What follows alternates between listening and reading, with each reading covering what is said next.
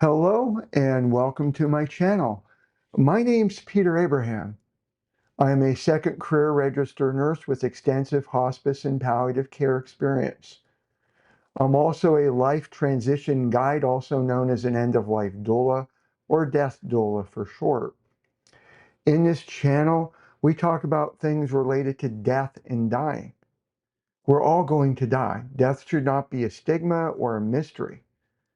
I'll have topics for my fellow hospice and palliative care nurses, for my fellow holistic nurses, mind, body, spirit, and soul, for my fellow end-of-life practitioners like myself, for caregivers and family members, and for patients who are in tune with what's going on in their own journey. If you're new to this channel, welcome. I really appreciate that you're taking some time to visit. If these are topics that you like, please subscribe. Hit the bell notification that you're notified when there are new episodes. And if you like what you're seeing, hit the like, non-judgmental channel. Please comment in the comments below. So today's episode is going to be a follow-up to Wednesday, July 2nd, 2025, on-site presentation where I posted to YouTube a pre-recorded unscripted version, because the live one wasn't scripted, that I did for the Visiting Angels of Richmond, Kentucky. There was beautiful, beautiful conversation taking place. And I want to give you an opportunity to, you're not going to hear them asking the questions. I was respecting their privacy. I wasn't sure of how the setup would be, so I didn't take my camera along, but I took note of their important questions. So just very brief, and you'll see me look at the screen. It's not to look at a teleprompter, but I made bullet points just so I can follow along and not miss anything. So we're going to they ask questions like the rally. Even though I went over a little bit about what it was, like, can you explain it more? How long does it last? Could I give more examples? There were questions about eating and drinking. That's a common issue with families. They're starving to death. You're dehydrating them to death. And so that's a common issue. So could go more in depth on that. There was a discussion where we were talking about the transitioning phase. That's where the rally would occur, by the way. There was a discussion about hallucinations. You can hallucinate long before you get towards your dying. So hallucinations in and of itself doesn't mean you're transitioning or end of life. So they had questions on that. And they had questions on what happens if a patient asks you, I don't want you to tell my family anything. I don't want you to tell your boss anything. So what I'd like to do today, and I don't know how long will this take. Those of you who've been watching my videos know I tend to be verbose, but I think it's to your benefit to be thorough. And we're going to just move along. So before I just said move along, and then I'm going to pause. So before I go into this, I strongly believe that in order to deal with life's tragedies, life storms, some of them that just knock us to the ground and we don't want to get back up. Some of those events take us to very dark places where we think the only way out is to kill ourselves. And in all transparency, I've been there. I do believe that if we take the time to build resilience every day, that there'd be less of that and there'd be more light in the world. Now, for me, and I'm not trying to proselytize or preach, I have three pillars that I build resilience on. My faith in Christ Jesus, who saved me when I was 28. I'm 62 at the time of this filming. It's been a journey.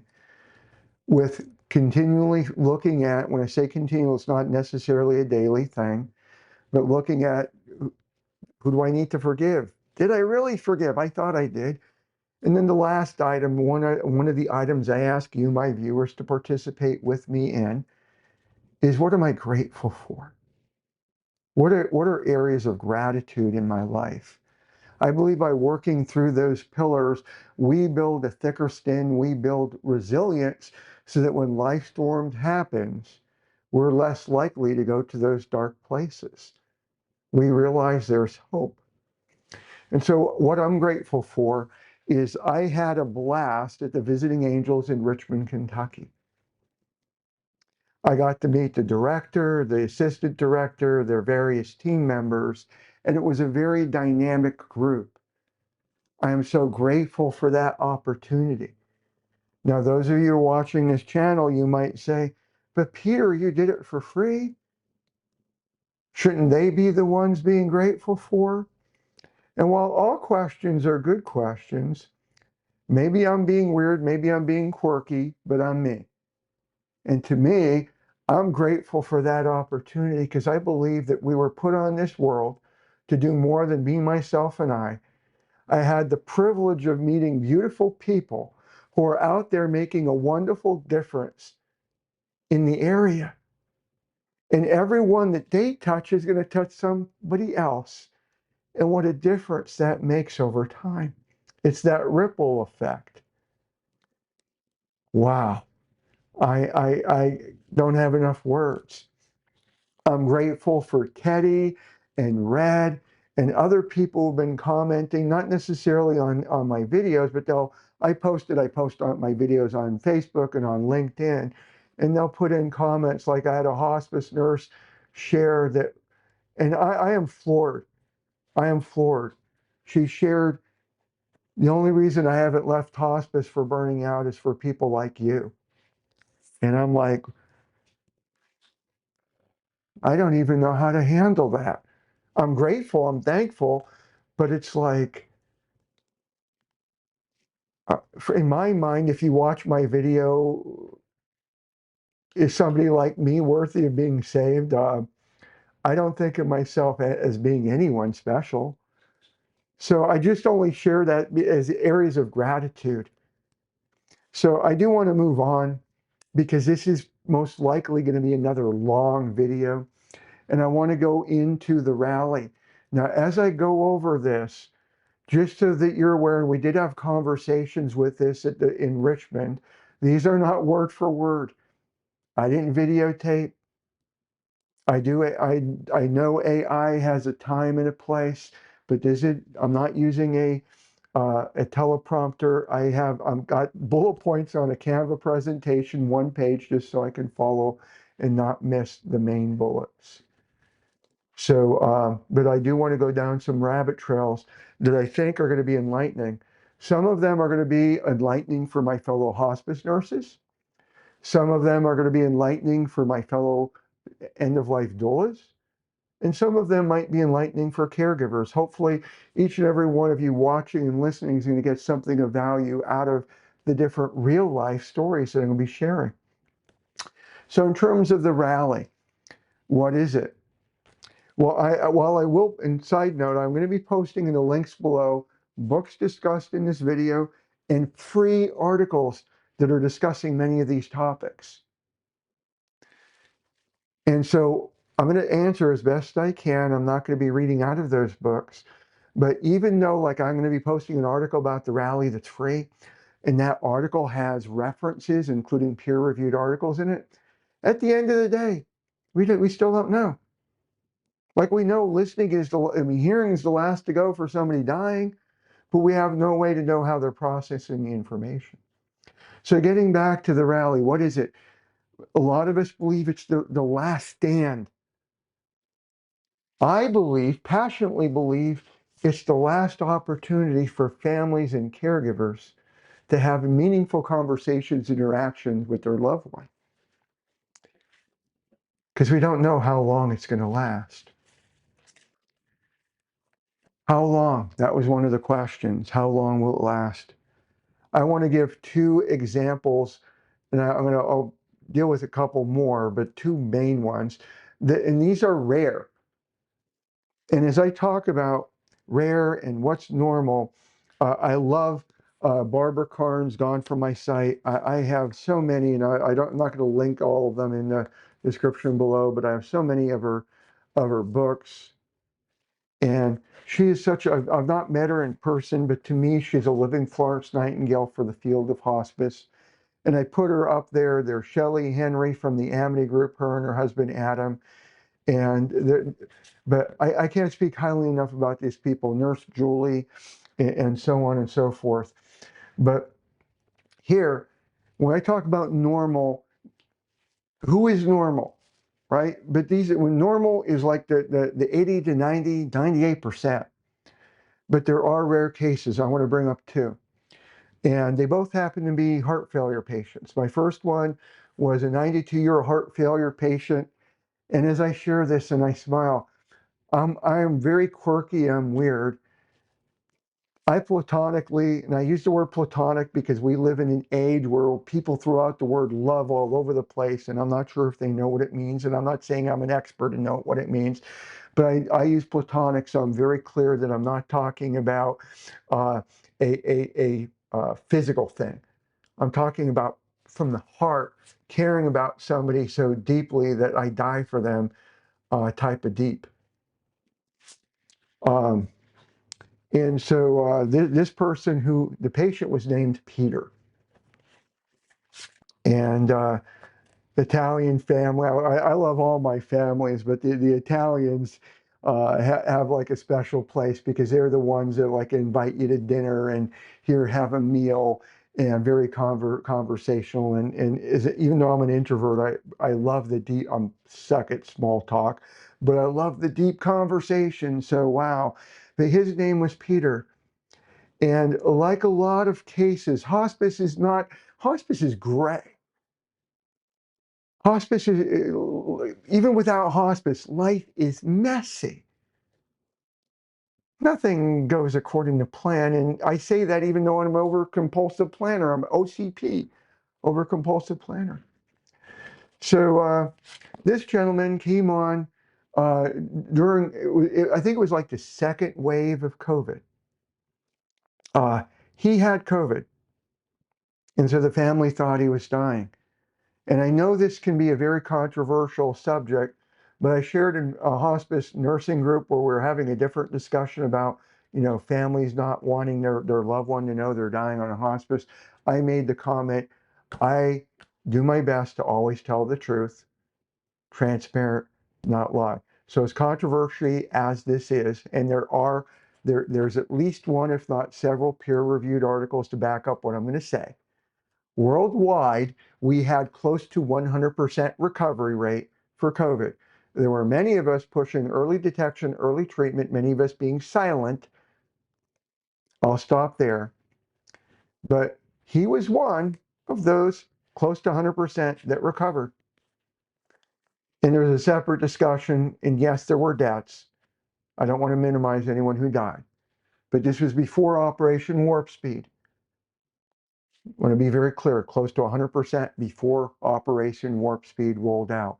Early detection, early treatment. Any infection caught too late will end up in the ER, ICU, and go septic and die. Anything, any type of infection. So anyway, this family, he got COVID, he recovered. They admitted they revoked, he wasn't even on service for maybe a week or two. The recoveries during the wave one of COVID, I worked at a local nursing home, 102-year-old recovered. We had 99% recovery rate at our local short-staffed nursing home, Manor Care, Kingston Court, York, PA. Normandy Ridge claimed 100% recovery rate. Many of the nursing homes in York County were reporting. There was one that had 50% death rate. That's its own story why. If you want to hear a comment in the links below, and I'll share what they did for why it was that high. But everywhere else in the county, it was close to 100% or 100%. Anyway, moving along, he ended up, they revoked, but a week or two later, they came back on. And I will get to the rally part because he was a rare one for the rally. So we're going during this time period. And this was the winter. And he was one of those rare people that he had three rallies. Most of the time, it's a rally, and within 72 hours, they die. Most of the time, a rally is a hallmark. It's a landmark. Like, when you're driving, look at the landmarks. It's a landmark for being within 72 hours or less of death. That's a landmark. And if they have the death rattle outside of heart failure, death rattle outside of hallmark, typically, please don't call me, Peter said it's going to be 100%. No, typically, those are landmarks that were in the last minutes to hours of life. But he had a rally, and rallies are normally only in the transition phase. So last 4 to 6 weeks of life is when somebody might transition. Not saying it lasts that long. Some people like, where did the transition happen? Weren't we supposed to have a transition? When did it happen? So, but he was one that he had three. And when he had his first one, it was strong enough that the family was again thinking of revoking. And I had built up a close enough relationship with the family to say to them and have a sit down conversation and say, please, I think this is a rally. I know he's not transitioning. Please give it a day or two. Thankfully, they did. And they thanked me that they did afterwards because he did start declining. And within, I think it was a week or two, he started to transition. But then he had another rally. And like we're waiting there, like it's going to be 72 hours. And he had a third, which was his final. But each one was subsequently less and less and less until he took his last breath. Now, before I give you the second rare example, I do want to talk about with the rally. Sometimes the rally's missed. I believe I mentioned that in the pre-recording of the presentation that's available on YouTube. Because everybody could be sleeping and the patient has the rally and nobody, but nobody sees it. I still remember my patient, I think the place around where he lived, it was called Lake Meadow or Meadow Lake, but it was an area of York County. It's beautiful. Very rural to get there. It's like close to an hour drive to get there. And I go in and the family mentioned, Peter, last night was very weird. And I sat down with them, tell me more. And to my fellow hospice nurses, I cannot encourage you enough. Now, at the end of the day, you're going to do you, non-judgmental channel. I'm not going to tell anybody how to do their nursing, but I will, if you bear with me, give you advice, tweaks, tidbits. You want to start blooming, growing massively, rocket through the roof with your hospice practice. Interview, explore, be curious. Be curious. I go over this in my, hospice eligibility book on interviewing.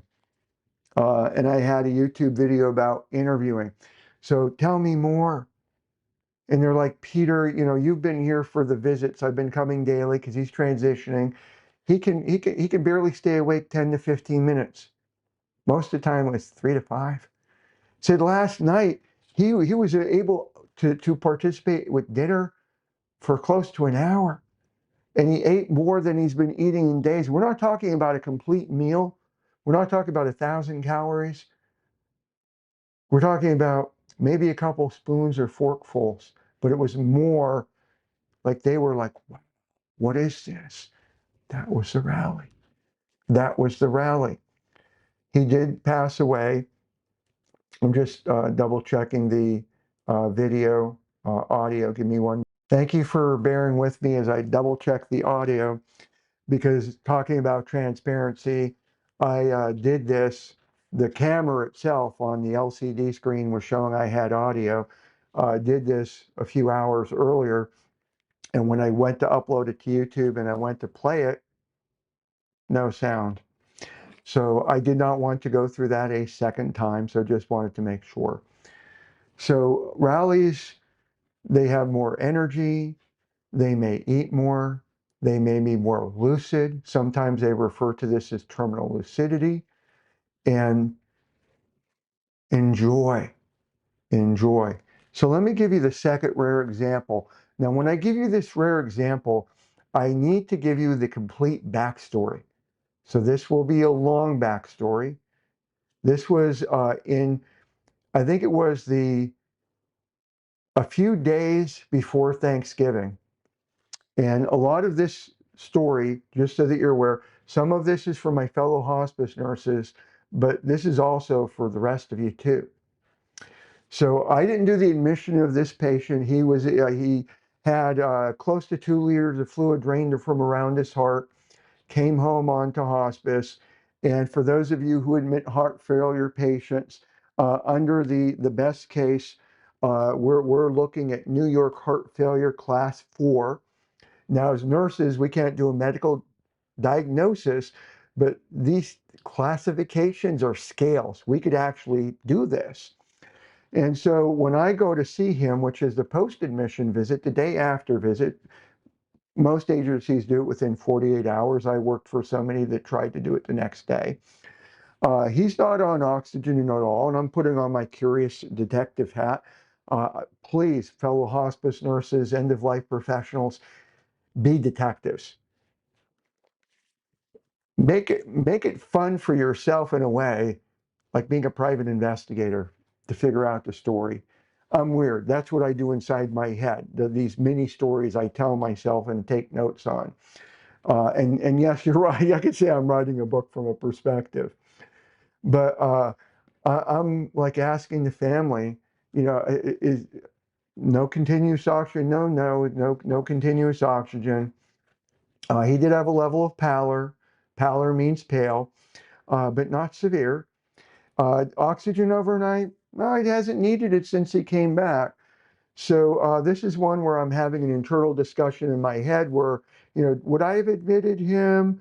Uh, and I came to the conclusion, yes, because I believe that even though he was a 3 at the time that I was there for post-admission visit, I had my nursing instincts from doing the interviewing and observing and listening and everything involved. He's probably going to become a 4 before we even get to the end of the first benefit period. So went through the visit, and this was during a time period where I was being a preceptor to nursing students going to, I think it's the York College of Nursing. We're not talking high school students. These are BSN program. And I had a student with me the next visit after that, where now I was using more oxygen more frequently, or we're re-reviewing the comfort meds. And I really, really wish he was with me for the next visit. We're going to get to the rally, but I do want to go over what happened just shortly before Thanksgiving from several perspectives. One, what I'm about to share will reinforce that the patient is still in charge, the family still in charge. Hospice does not take control. Hospice is not there to kill somebody. Hospice is there to focus on quality of life and what does the patient desire. This is about their journey, only their journey. So here I go, he was having a bad day, and I did tell the student I was going to show up the next day. I show up the next day, it was for 8 o'clock. And I heard from the family, he started having respiratory trouble shortly after 7, or maybe it was 7:30. He was going into respiratory arrest. Any of you have been in nursing for any length of time, you have a feeling for where somebody's at in terms of respiration versus 1, 2, 3, 4, 5. You look at them, and you know. So I knew that he was around 28 breaths per minute. He started to do what's called tripoding, which is, pulling going down and tripoding. And I did my focused assessment. And here, as part of the focus assessment, I heard a lung sound I've not heard in my entire career. Keep in mind, I'm a second career nurse. I'm not trying to, big fish way out here for the fish. Um, but wow, I heard, if you want to replicate this, take something rubber, like a rubber duck, but I'm not talking about squeezing. Take a rubber duck, put it under about 2 inches of water, and listen to your hand, not squeezing, but rubbing the duck. I'm not talking about a pleural friction rub. It was close to a pleural friction rub. I've heard those before, but it was like I could hear like almost like a wave of water, not like crackles, not bubbles, but like a wave of water moving around in that rubbing sound. And I had the instinct that he was filling up again with fluids. So I told this person, I said, because this is a home patient, I said, we don't drain your lungs here at home. You're already in distress. I gave him morphine. I gave him lorazepam. I disconnected the oxygen concentrator to remove the extension tubing and brought it right as close to him as possible and reconnected everything. So that any of you watching, extension tubing decreases the pressure. It decreases the oxygen flow going in. I may not be using the exact terminology that's involved, but if you have somebody that you wanted to get them, that like you put them on 2 liters or 5 or whatever, and you know that they're going to get that, get concentrator, the baseline tubing to the nasal cannula right there, get rid of the extension tubing. We're doing all of that. And I said to him, I gave you medications. We have 2 routes to go. There were 2 choices. And as I go through this, I know you can armchair quarterback and say 3 or 4. Comment below. I love learning, but these were the 2 that I knew of at the time. The first one was palliative sedation, because he did want to die at home. That was his goal of care. He wanted to die comfortably at home. There was palliative sedation. Now, palliative sedation is legal in all 50 states. It is legal in all 50 states. I have a book that I wrote about it. This goes along, by the way, those who want to do voluntarily stopping eating and drinking. There's a book on the subject matter that I wrote. These are on Amazon.com. So I said to him, we could do palliative sedation, or I can call 911, give a report. I will be with you. They will get here. I will give them a report, and then you'll go to the hospital, and then they can drain the fluid around your lungs. And then I can't guarantee what the results will be, but if you're able to come home, you can come home. He wanted to do palliative sedation. So he wanted to do palliative sedation. So he wanted to go through that. So I wish and pray all doctors would learn from Dr. Eric Barr. He is one of the doctors I worked with, and I know there's many others out there that may be his equal and may even be better. But Dr. Eric Barr, I know if I would have called him in this case, because I've had cases where I've done palliative sedation in the past. Peter, 20 milligrams of morphine every five minutes until he's sedated. And he'd give the lorazepam. It would be he'd be giving orders. Here's a loading dose. Here's how much to give, how often. And it would be liberal, because the focus is not killing. The maximum toxic means poisonous, not necessarily deadly. The maximum toxic dose for liquid morphine is 1,600 milligrams. 1,600 milligrams for a toxic dose of liquid morphine. A bottle of morphine, a full bottle, is 30 milliliters. That's 600 milligrams. 20 milligrams per milliliter times 30, that's 600 milligrams. You would need 3 bottles. 3 bottles. We're not killing. Unfortunately, and I do like the doctor, I'm not going to name the name. I had a doctor that all of the team had trouble with, because he would constantly push back. I'm not Dr. Kevorkian. You want me to be dark, and it's like, oh my word. So I was blessed that he said 10 milligrams. I would have liked to do 20, but he was 10 milligrams, 30 minutes, call me back. So I gave the 30 milligrams. I'm sorry, 30 milligrams. I gave the 10 milligrams, waited 30 minutes, and I'm with the patient, and I'm trying to calm him down verbally. We got a fan going. We're doing everything that we possibly could, and he's in distress. So 30 minutes pass, keeping in mind that he had the initial dose, and with Rain Hospice, they had 10 milligrams was the starting dose. So keep in mind, when the doctor said do 10, he didn't give me anything more than just do an extra dose. Instead of waiting 2 hours, I could wait 30 minutes. So he had 20 milligrams of morphine in about 45 minutes. So in terms of trying to give you timing before I go to the phone call part, just so that if you're a family member or you're just, how fast does these medications work? I like giving back by the gum line in the oral mucosa. And the way that I try to describe it to families is if you think of your loved one wearing a magic cap, think Harry Potter. And maybe you're not a Harry Potter fan, you want to think of your loved one wearing a dunce cap, if that makes you happy. You give the morphine.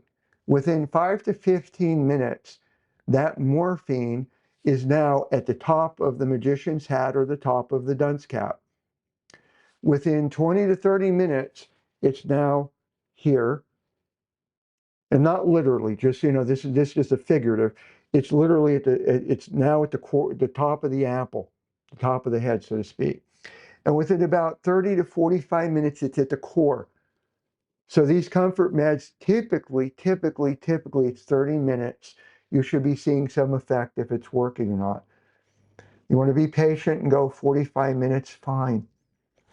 So here, 30 minutes later, he is still in distress. In the 30s for respirations, frequent tripoding. I can't do anything else. I call the doctor back, give a report. Well, first off, before I call the doctor, what do you want me to do? I want to die home. I want to die home. Keep trying. Call the doctor back, give another 10. I was praying please just let me be able to do what I know would work. And they didn't have haloperidol, which I know would have been very helpful as well. Give the 10, 30 minutes pass, still not working. So by now we're at the hour and a half mark. Now we're an hour and a half mark. Doesn't want to go to the hospital. Call back, give another dose. That didn't work.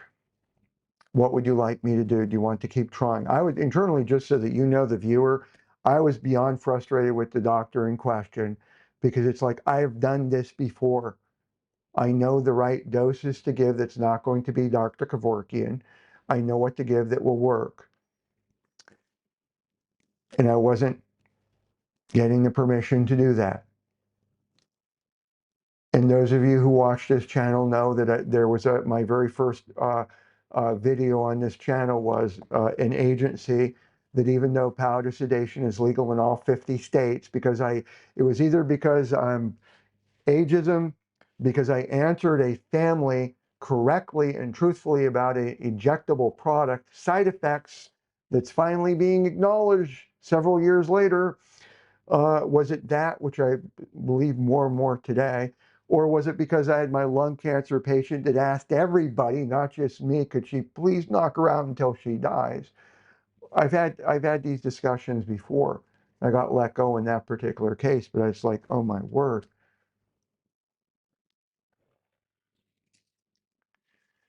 So here I'm like, reinforcing, I know your lungs are filling up. I can't do anything here. We can keep trying. And he finally agreed to let me call 911. I called, I gave report, I stayed 45 minutes for the ambulance to arrive.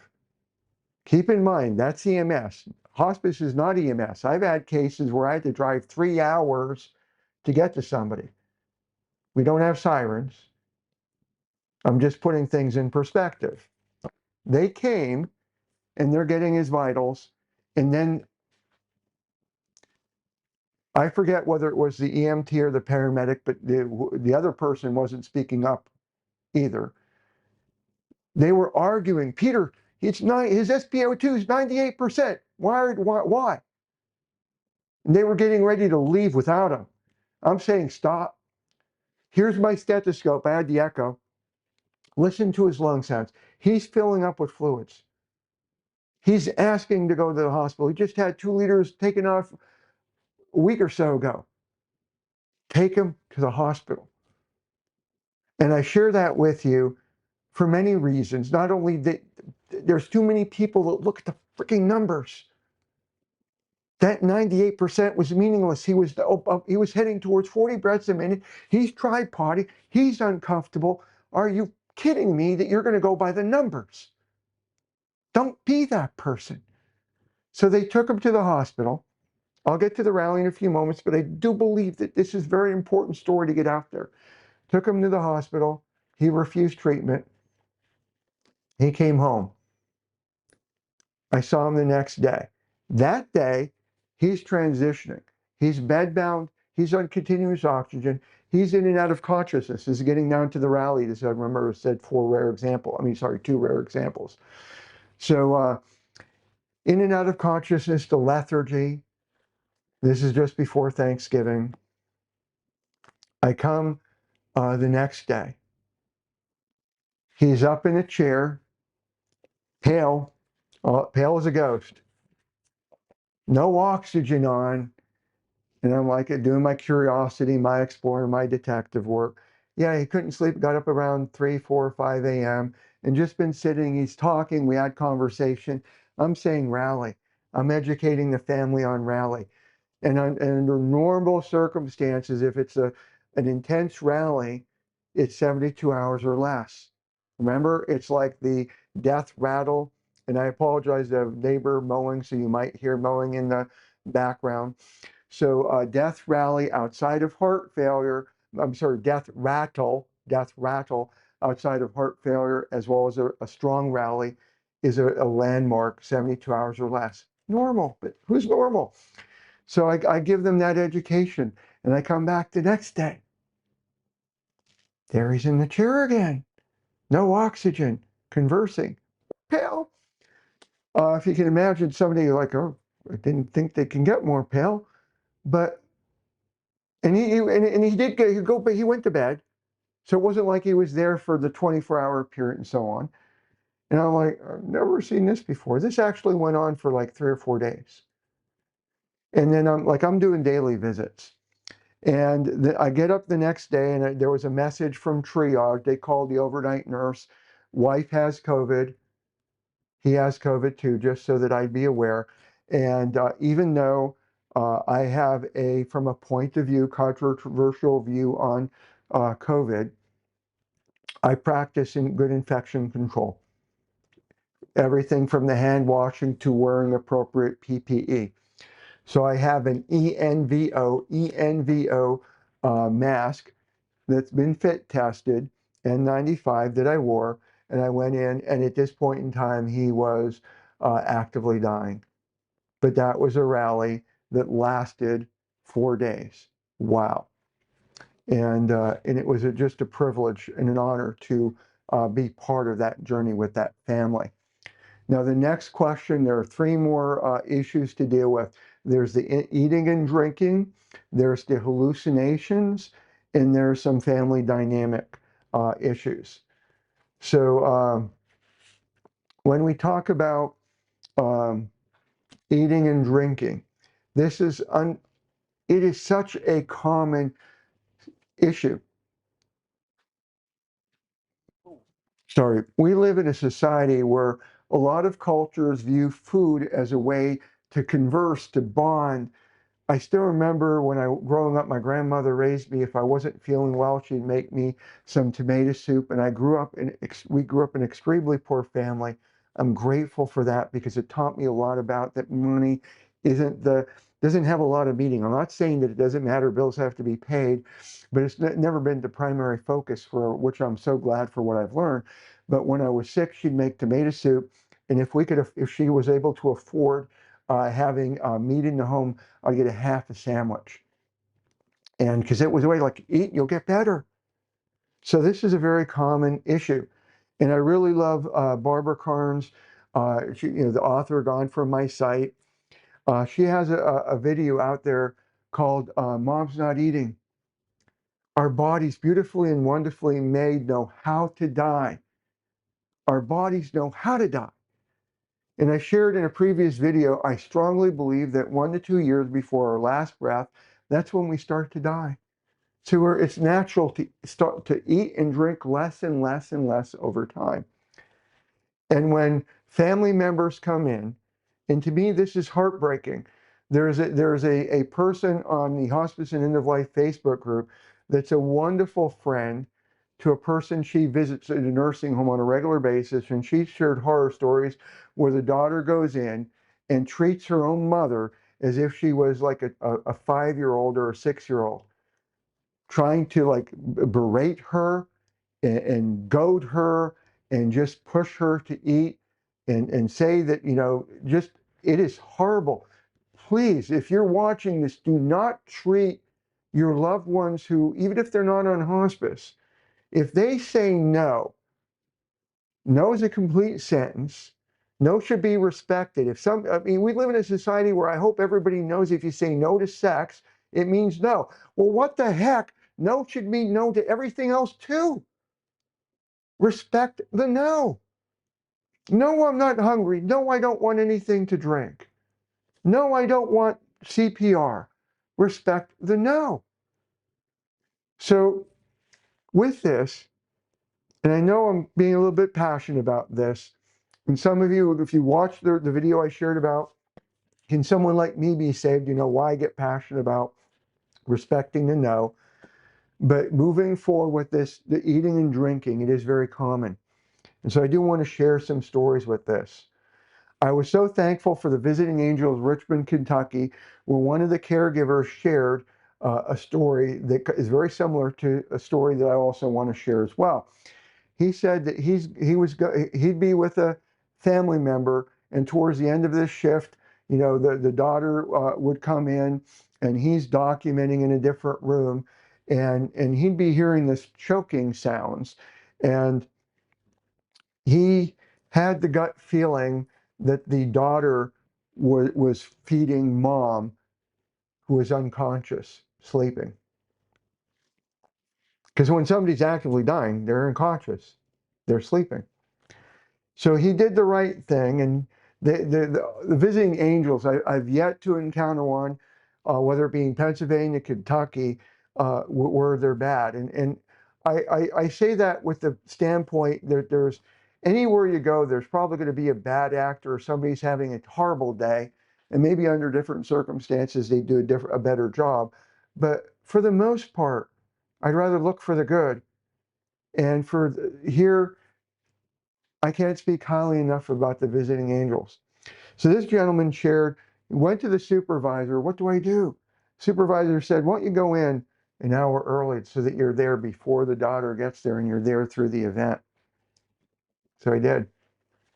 And here he saw the daughter get I forget whether it was a 5 milliliter or 10 milliliter tube cut out the end, and was shooting the food literally to the back of the throat.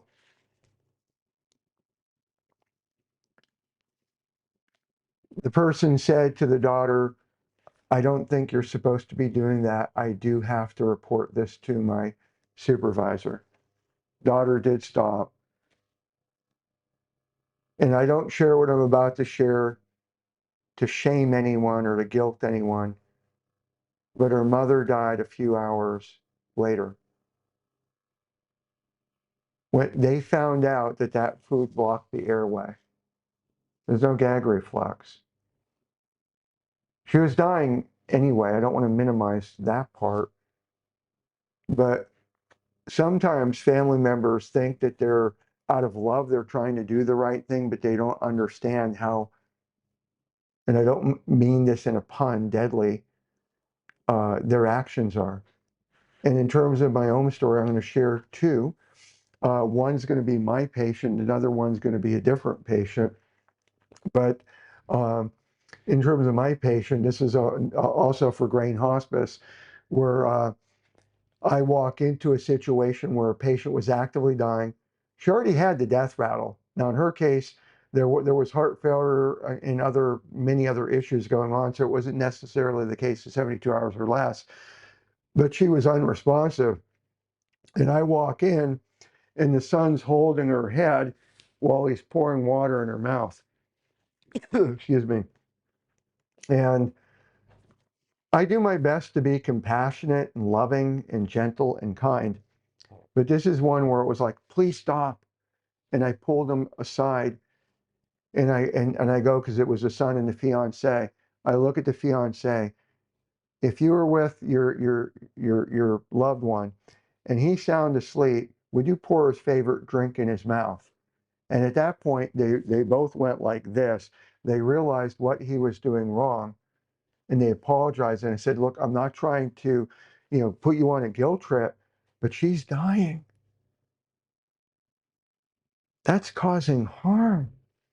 Our body needs to have, we have to be dry as a sponge, like a fresh sponge, not filled up sponge. A sponge that's dry from the desert. We have to be dry in order to not linger in the dying process. We need that dehydration. Our body goes into a natural state of ketosis. Speaking of Eric Barr, I mentioned him with the palliative sedation where give 20 milligrams every 5 minutes and give this and give that, being very liberal for what we needed to do to focus on comfort. Dr. Eric Barr, and this is when I worked for a Care Hospice of York, PA. They're now in a Medicis company. Uh, he taught all the nurses, our bodies, and I'm using some of my own words, our bodies are beautifully and wonderfully made. The brain shuts down the drive to eat and drink the closer we are to death. Hunger, starvation, feeling famished, those are feelings that the dying person does not have. Respect and know. Now, in terms of the third example, this is a facility case. I was not the nurse, but another nurse shared the story. The daughter was coming in, the patient's actively dying. The daughter's feeding the daughter pudding. Pudding should be safe, shouldn't it? I mean, it's like puree.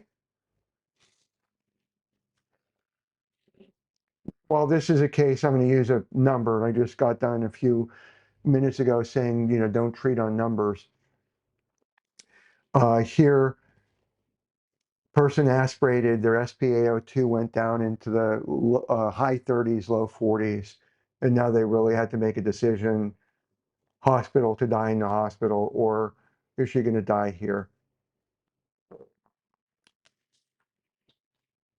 These are tough things that we all deal with, so that when I say prepared, you're never going to be prepared for everything that happens out there. And I'm going to bring up something in the hallucination phase. That's what we're going to talk about next. That may not directly relate to hallucinations, but it'll talk about like you're never going to be prepared enough. You're never going to get enough education, enough degrees, enough schooling, enough anything to quote be ready for everything. So by the way, if you're watching this, I'm looking at becoming an end-of-life doula. I'm looking at becoming this or that, but I need more education. I need more certification. And I'm not saying don't pursue any of those things, but you're never going to be ready enough. I'm not saying that to stop you in your tracks. I'm saying that get out there and go and participate, and you'll learn and bloom and realize that there's people like me and others out there who's willing to try to answer your questions as freely as possible. It will raise a flag if it gets to be consulting. But get out there and live and pursue your dreams. Death has taught me so much about living. Wow, you can do this if you put your heart to it. So one of the questions that came up, I really appreciate the directors asking questions, the assistant director, the different staff members, they're asking all these wonderful questions. Peter, tell me more about hallucinations, because I mentioned about people seeing things that are not present in the transitioning phase. Well, dementia, there are 13 known types of dementia. Dementia is an umbrella term. Alzheimer's disease is the most frequently diagnosed dementia. There's mixed and so on. Well, Lewy body dementia, what are the hallmarks? Is hallucinations. Parkinson's dementia also could have heavy hallucinations, but all of them can. Does that mean that they're transitioning? No, it doesn't. And I do want to do a little bit of a segue here. I love everyone platonically who's in the end-of-life education space. And one of the people out there that's doing an amazing job is hospice nurse Julie. On Wednesday, July 2nd, she put out, every one of her videos are wonderful. She put out a video on Wednesday, July 2nd, 2025, about looking at the last 6 months of life. Wonderfully done video.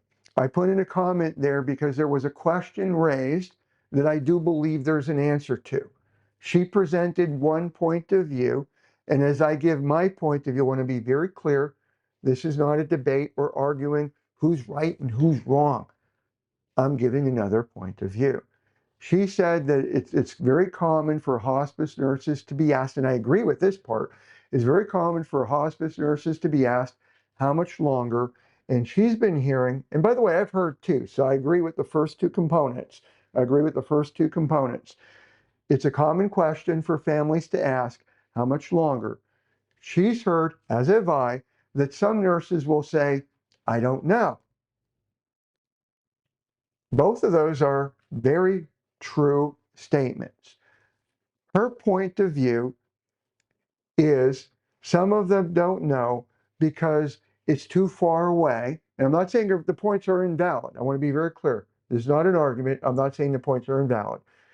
And also, Nurse Joel, if you're watching this, I appreciate you, platonically love you, promote you, etc. This is not an argument.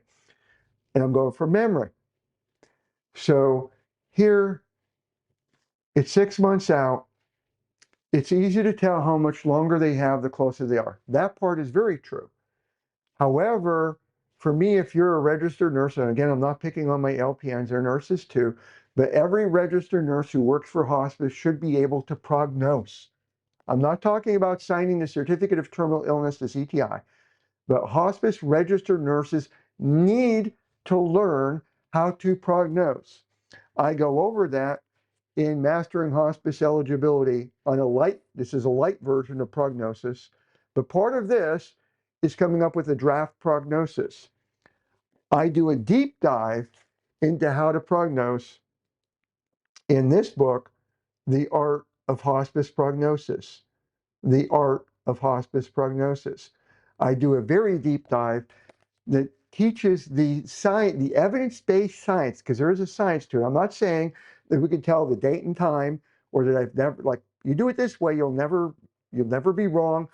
It's 100%. No, it's part art. That's why it's called the art of hospice prognosis. But there's also a scientific element that most of the time you can be closer to target than not. So I do believe that hospice nurses could and should prognose.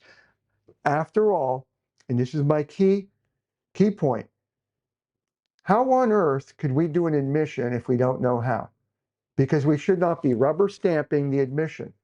Just because we're told go admit doesn't mean that we should admit that we're rubber stamping.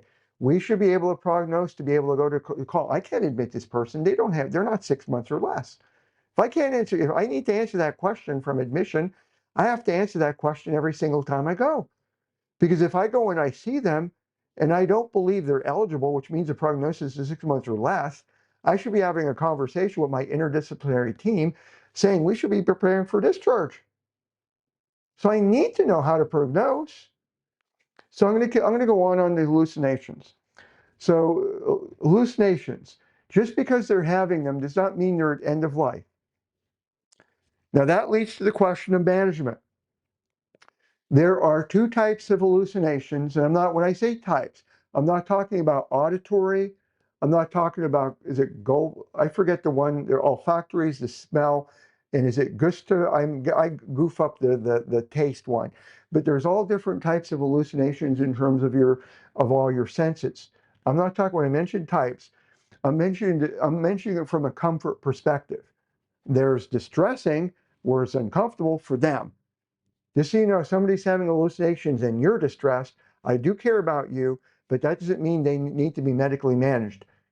If you have a headache, you're the one that takes the acetaminophen or I forget which one I take. I take curcumin. If you have a headache, you take medication for you. Somebody else is giving you a headache. You don't give them the medication because they're giving you a headache. You take the medication for the headache, or you deal with the situation in a different manner. So if they're having hallucinations and you're distressed, I'm not saying I don't care about your feelings, but you don't medically manage them if their hallucinations don't trouble them. If their hallucinations cause them no distress. Now, let's say it's causing them some distress. You curiosity hat, you explore. Because sometimes in exploring, you can calm them. If it's severe distress, maybe you might need to medically manage them. The answer is not always medication. Now, one of my go-tos for hallucinations is a skill every single human being can learn and put into practice. It's a skill that if you put into practice, you will have better relationships with everyone. Not necessarily immediately, but it will make your life easier. There's a lady by the name of Naomi Fell. I forget whether it's F-E-I-L or F-I-E-L, but it's Naomi's the first name. She invented a technique called validation therapy. There's videos on YouTube of interacting with Gladys, who, when she first started, did not even speak at all. She had advanced dementia, and over time got her to speak. It's a set of techniques everyone can learn and put into practice. It doesn't matter if you don't even have a high school diploma, you can learn validation therapy. I do go over that in my book, Validation and Compassion. But there's free articles out there. I'm going to be putting both the book link and many free articles in the description below. And I do want to give you an example of validation therapy. It doesn't do with the hallucinations, but I want to give you an example of the example is going to hit 2 points. One, nothing on earth can prepare you for every situation you're going to encounter. And two, the power of validation therapy. So, and I do have this, it's going to be, what I'm sharing with you is an article I wrote that's going to be in the links. So, we try as hospice workers to do the right thing. We do try. At least I know there's some of us who try. And so I had a case where I'm going to admit a patient who's coming home. Now, she did have end-stage dementia, coming home from the hospital, already transitioning, late-stage transitioning. We're waiting, like I believe if they gave the meds in the hospital, she'd already be actively dying when she got home. So in the absolute best case, the comfort medication should be in the home either before admission. Now, that's a controversial area because I just mentioned, what if they're not a fit? I could dispose. I know it's a waste of money, but it either before, during, or shortly thereafter. But we had a mess from Hades on hand. The hospital doctor, something happened with the fax. I get on site. There's a brother there. Our social worker was there. The chaplain's there. And I get in. I'm walking in through the kitchen area. The brother, social worker, chaplain's in the kitchen, and they see me. I get introduced. I can hear the patient screaming and moaning and groaning in a different room. They look at me, Peter. She's in the other room. I asked, did you receive the medications yet? No. I called Diamond Pharmacy in Leesport, Pennsylvania. This is another struggle, not that Diamond's bad or the hospice provider's bad. The hospice providers, please get these medications from local pharmacies if able. Leesport, by the way, is in a completely different county. It's an hour and a half to 2-hour drive from Leesport to York. They said the medications, because of all the mix-ups, and I gave them verbals and stuff, whatnot, they wouldn't get there till 6 p.m. at night. It was 3 o'clock. 3 more hours to get there. And the family, so I get off, I give them an update, and they say, Peter, she's in the other room. And everybody's looking at me. I am not Jesus. I'm not Father God. I'm not the Holy Spirit.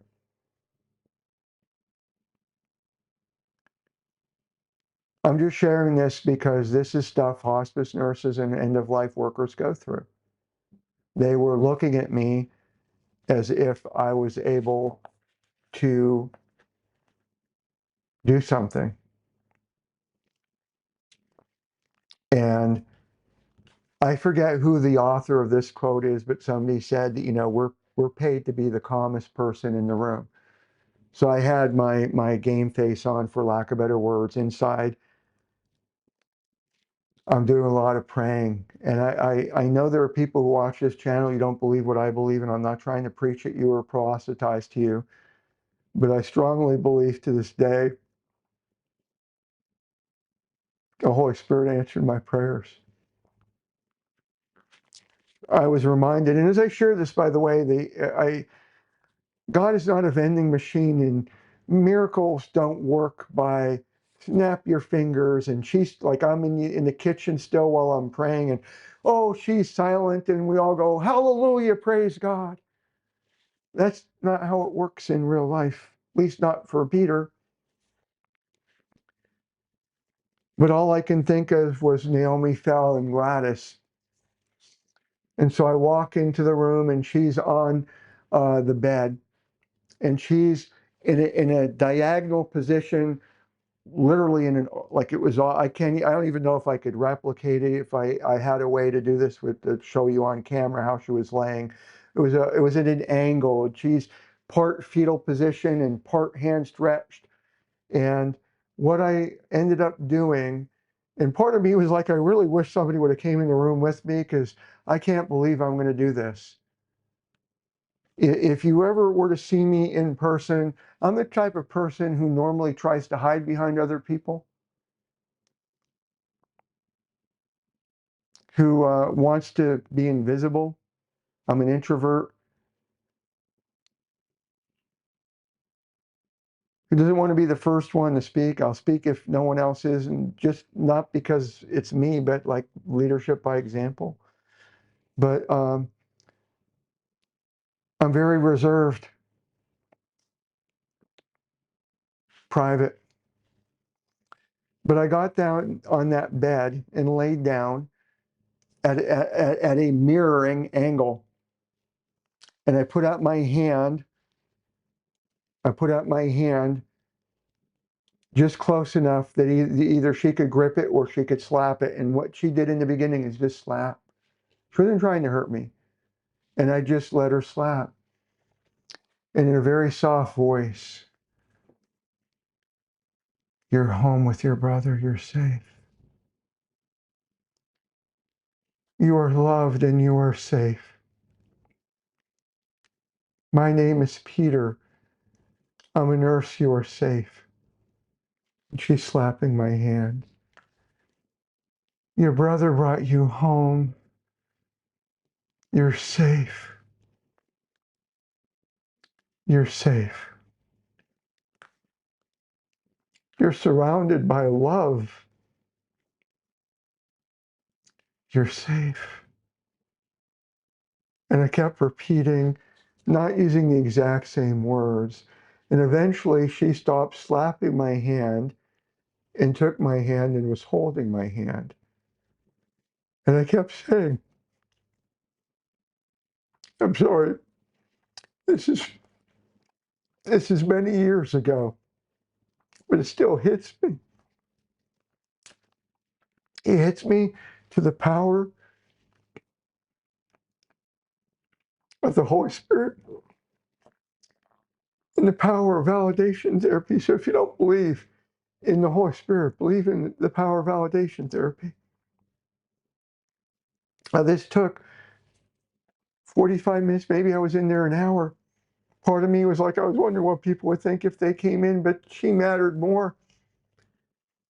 And finally, continuing to whisper, you're safe. You're loved. You're home. You are dying. And I did say to her, she's dying. She finally fell calmly asleep. I gave it a few moments. I was able to get up and go into the other room. And by spending that amount of time, and for my fellow hospice nurses, this was an admission visit. No, I did not do a full head to toe. I want to be very clear to my fellow hospice nurses. There are times you skip things because the focus is them, not check boxes. And I knew that if I were to get an MUAC, that's where you get the measurement around just slightly above the brachial. I think it's what, two finger lengths. There are certain things. I didn't get a blood pressure. This was all about her and her journey and doing what is right for her. But I knew enough by all that time that I spent with her, what medications that were arriving needed to be given at what intervals. And I called, I got new orders. I went and talked to the brother. I wrote down step by step, reinforcing it's now close. It was 4 o'clock, and here's what to do. Because I couldn't stay till 6. It's not that I haven't stayed long in the past. It's just this is part of the caveat where you have to balance a lot of other factors. And during that discussion with the brother, she started moaning again, not as loud, not the cries. I broke away, went in the room. This time it was 15 minutes of validation therapy and back to sleep. And I was able to go back in and complete my stay, do all the education, then go on to my next visit until I finally got home. And this is part of why I could not stay. There still needed to be several hours of documentation for the admission, and that needed to be in preferably before midnight for that patient. And that patient did die the next day. They had a good death. They had a good death. I share that because, well, it's not on the exact topic of hallucinations, but I share that over about validation therapy because if somebody's having distressing hallucinations, by using validation therapy, you may not need any medications. You may not need those medications. So moving forward, and before I go to the last item, I do want to mention when it's time for hospice. For those who are wondering, like, how do you know it's time from a caregiver perspective? So one of the other questions that was brought up about family dynamics is a person was relating that they had a patient tell them that they don't want the caregiver to mention anything about what goes on with the visit. What stays in Las Vegas, what happens in Las Vegas, stays in Las Vegas. What happens in Las Vegas stays in Las Vegas. I don't want your boss to know. I don't want the agency to know. I don't want my family to know. What do I do? Ethical dilemma. And I shared, we talking about doing the right thing. Part of what we have to do as caregivers is the right thing. We should be. And again, at the end of the day, you're going to do you, non-judgmental channel. But the best practice is to tell them, mandated reporter, I have to at least tell my supervisory team. But let's say, getting back to validation therapy, again, this, even though this is a deep dive for those who are terminal, not you, unless you're terminal, but speaking about how to speak to somebody who's terminal, but validation therapy helps with any relationship. I'm not saying it's a magic lamp or the answer to everything. I'm not saying that you're not going to get into arguments with your spouse or loved one. Not going to say that you're not going to forget, blah, blah, blah. But here, depending on what they're going, the conversation might look like, that's very deep. You must have been hurt in the past. Or have you been hurt in the past? Like, there's different ways to open the line. Body language speaks a lot. So I'd be looking at a lot of body language. You know, it sounds like you've been hurt in the past and you're afraid of gossip. And is that the case? So that you're aware with this. And I'm not saying when I talk about being a detective, I am not rating myself as good or bad. I practice. I hope to be good one day. I practice. But you ask exploratory, open-ended, not yes and no questions. I'm not saying don't ask a single yes or no, but try to ask open-ended when you can. And I guess I gave you are you afraid of gossip might be oh, yes or no. But ask, tell me more. I remember Professor Rhonda Scott Forsh, and I love you, Rhonda, if you're ever watching these videos. Tell me more, tell me more. And so you have those exploratory conversations where you go in several minutes into the conversation or whatever amount of time. But you have to say, or should say at some point, I hear you. I spent time listening to you. but I want to be your caregiver. And the only way I could continue being your caregiver is if I let our team know what's going on, because in case I get sick, somebody else is going to have to come out.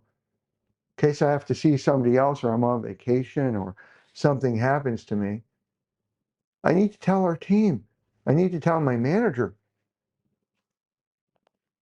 do you still want me to be your caregiver or end-of-life professional, fill in the blanks? You give them the power back. They could say, I don't want anybody then. Well, then you did your due diligence. And yes, even if they need the care, this gets back to the, and when I use this saying, I'm not trying to ever demean my fellow human being. And we're not horses, but there's an old saying, you can lead a horse to water, but you can't force him to drink. And I'm not talking about eating with drinking and dying. Mom's not eating. But all you could do is offer that, validate feelings, offer, provide the space, but at the end of the day, you still have to respect their feelings. No means no, yes means yes. And if they say, I can't have you as a caregiver, that doesn't mean that you go there and behind their back tell people, because they'll find out. So last area, and we're going to be heading to the end, last area is they asked about, what about families in denial? Families they don't want hospice, they don't want palliative care involvement, then what?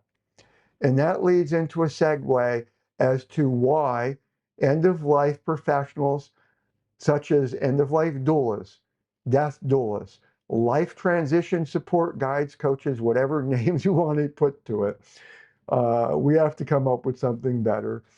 That's where we get involved.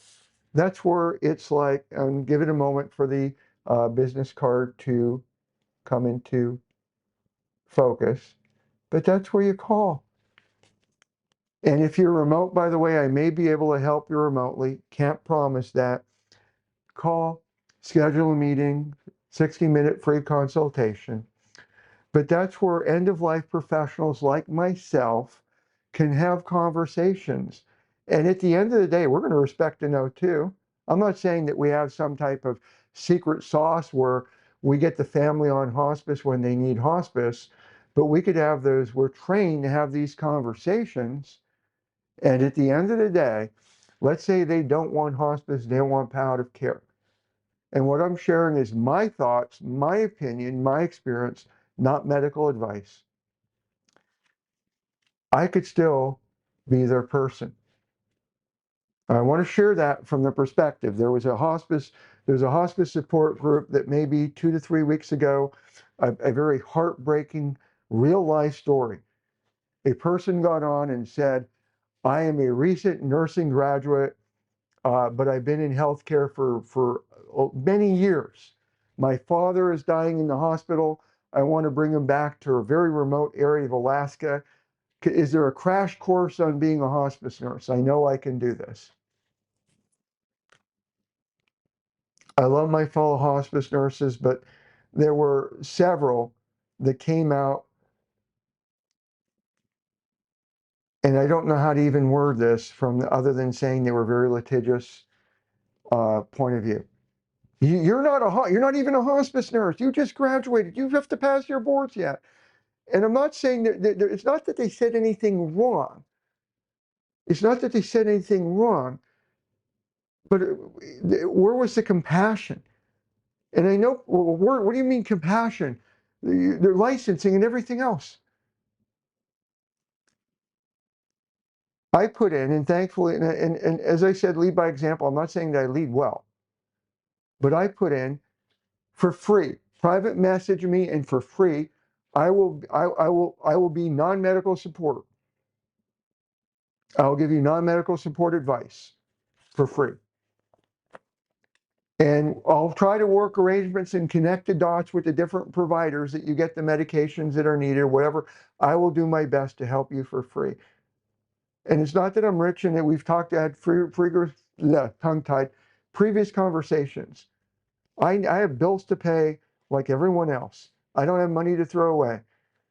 But you and others matter so much to the degree that if I can help for free, I will. And this was one that tugged at my heart for unbelievably number of reasons, from Alaska, having been there, not necessarily that place, but like, are you kidding me, from the responses that they were getting? So I actually wrote back. I wrote a couple times in that forum. I didn't go back. I didn't like hammer my fellow nurses who were being litigious. But I was like, PM me was the first one. And some other people actually chimed in that they could be PM'd as well. But I did put in a post, why not contract with an end-of-life doula in Alaska? Now somebody posted, you can't do that.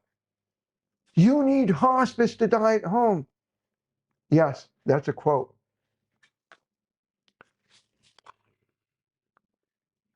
What were other people doing? Like, how did other people die at home before hospice came to America?